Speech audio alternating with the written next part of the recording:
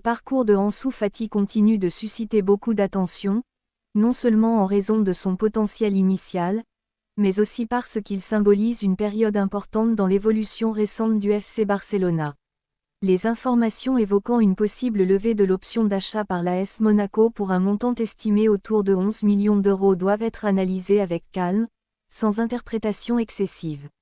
Avant tout, il faut rappeler le contexte général autour d'Ansu Fati. Pendant plusieurs années, il a été considéré comme l'un des plus grands espoirs issus de la formation du Barça. Sa capacité à éliminer, son instinct offensif et sa maturité précoce avaient rapidement attiré l'attention. Mais sa progression a été fortement perturbée par les blessures, qui ont ralenti sa continuité et influencé son évolution sportive. Dans ce type de situation, un prêt avec option d'achat représente souvent une solution intermédiaire. Il permet aux joueurs de retrouver du temps de jeu dans un environnement différent, tout en offrant au club prêteur la possibilité d'évaluer son adaptation et sa régularité avant de prendre une décision définitive. Du côté de l'AS Monaco, une éventuelle décision de lever l'option d'achat peut être interprétée comme un signe de confiance envers le joueur. Le club monégasque est reconnu pour sa capacité à développer des profils jeunes ou en relance, dans un environnement moins exposé médiatiquement que certains très grands clubs européens. Cela peut offrir à un joueur comme Ansu Fati un cadre plus stable pour retrouver de la continuité. Le montant évoqué, autour de 11 millions d'euros, reflète également une réalité du marché. La valeur d'un joueur dépend autant de son potentiel que de sa situation récente. Les blessures, le manque de régularité et la difficulté à retrouver son meilleur niveau influencent naturellement l'évaluation économique. Cela ne signifie pas que le talent a disparu, mais plutôt que le marché prend en compte le risque et l'incertitude. Pour le FC Barcelona, cette opération pourrait répondre à plusieurs objectifs. D'un côté, elle permettrait de réduire certaines charges liées à l'effectif et de clarifier la planification sportive. De l'autre, le fait de conserver un pourcentage à la revente montre que le club continue probablement de croire à une possible progression future du joueur. Cette clause permet de garder un intérêt dans son évolution sans avoir à le conserver immédiatement dans l'effectif. Sous la direction de Hansi Flick, le Barça cherche à structurer une équipe équilibrée et compétitive.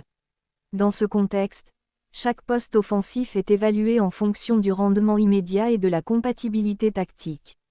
Même si Ansu Fati possède des qualités techniques évidentes, le club doit aussi prendre en compte la concurrence interne et la nécessité de construire une hiérarchie claire dans l'effectif. Il est également important de souligner qu'un transfert définitif ne doit pas être interprété comme un échec. Dans le football moderne, de nombreux joueurs relancent leur carrière après un changement d'environnement.